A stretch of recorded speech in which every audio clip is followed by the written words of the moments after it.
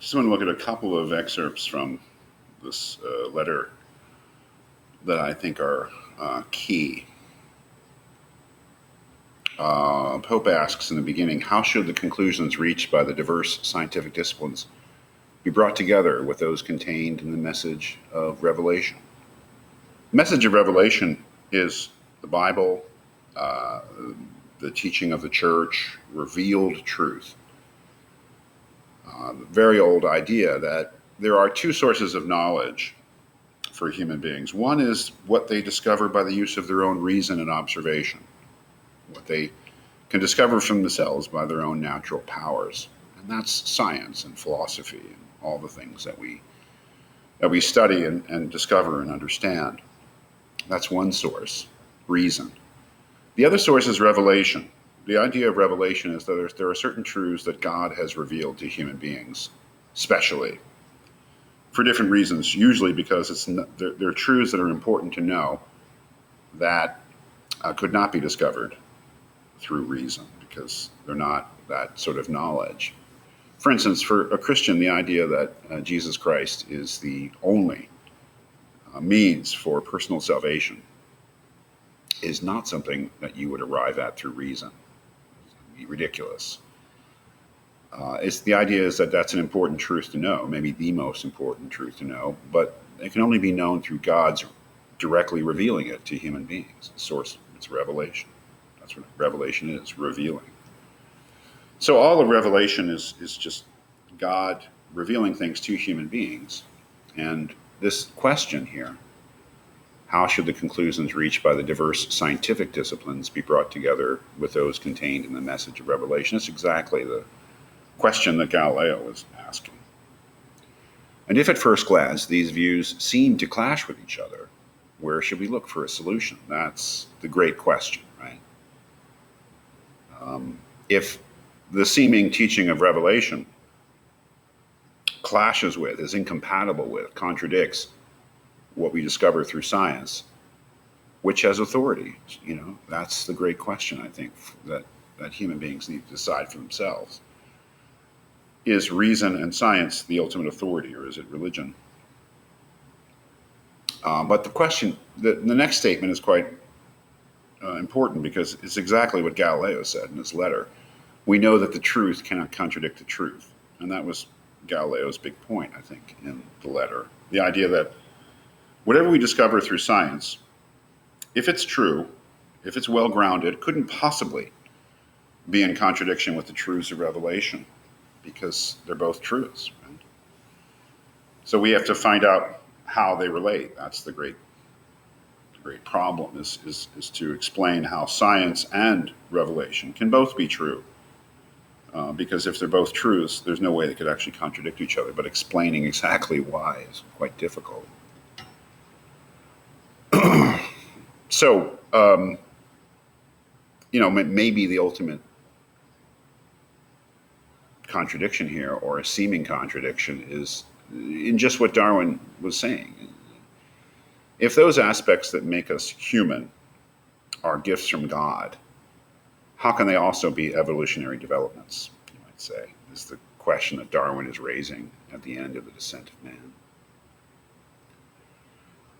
What John Paul II here seems to be saying is that, yes, evolution is true. Evolution as a biological theory of nature has been verified. It is the true way to understand biological living nature. But it has to have certain limits. And this is what is in the second excerpt here. The theories of evolution, which, because of the philosophies which inspire them, regard the spirit, that's an interesting word, right? The spirit. All of the non-physical aspects of human beings, I suppose, would be spirit, which regard the spirit either as emerging from the forces of living matter or as a simple epiphenomenon, like something that just sort of, the spirit or mind or consciousness is simply kind of an accidental side effect, which is what epiphenomenon, I think, really means, of that matter, physical matter. Those are incompatible with the truth about man, the truth about human beings. They are therefore unable to serve as the basis for the dignity of the human person. That is, what I think John Paul is saying here is that an evolutionary explanation of human origins is fine as long as it doesn't tread on the essential aspects of what it means to be a human person. So anything having to do with spirit, and I think under spirit, reason and morality would be included, is incorrect because it contradicts the basic religious idea of the dignity of the human being who was given those things by God. That is, our essential nature, not our physical nature, but our essential nature, our spiritual nature. John Paul seems to be saying has to be seen as a gift, a special gift that was given to human beings directly by God and not the mere result of material, biological, evolutionary processes.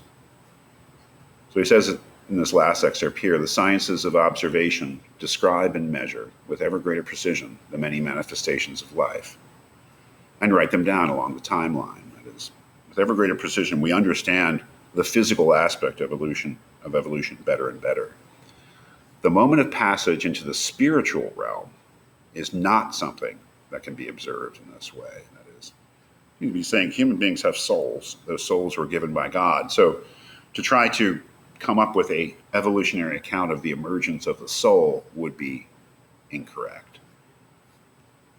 The moment of passage into the spiritual realm is not something that can be observed in this way. It's not a matter for science. It's a matter for philosophy and theology. Although we can nevertheless discern through experimental research a series of very valuable signs of what is specifically human life. But the experience of metaphysical knowledge, knowledge of God, knowledge of our place in the universe, of self-consciousness, self-awareness, of moral conscience. You see how he's talking about this. This is what Darwin did. He tried to come up with a naturalistic scientific account of the origin of moral conscience. It's exactly what he was doing. Of liberty or of aesthetic and religious experience, these must be analyzed through philosophical reflection, not scientific, while theology seeks to clarify the ultimate meaning of the Creator's designs. Quite interesting, right? I mean, this is a very important philosophical issue, is how do we account for ourselves as human? Do we ultimately account for ourselves through science or through other means? What John Paul II here seems to be doing is trying to lay out the ground rules for that. That is, saying that science has its province in terms of explanation of human